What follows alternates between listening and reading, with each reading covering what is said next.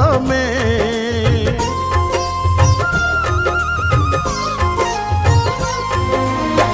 మహిమను ధరించిన యోధులతో కలసి దిగి వచ్చెదవు నా కోసమే.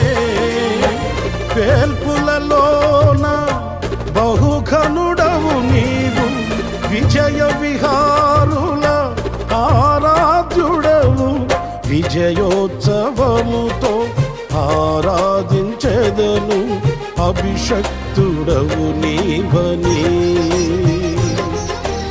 ఏనాడు పొందని ఆత్మాభిషేకముతో నింపుము నా యేసయ్యా.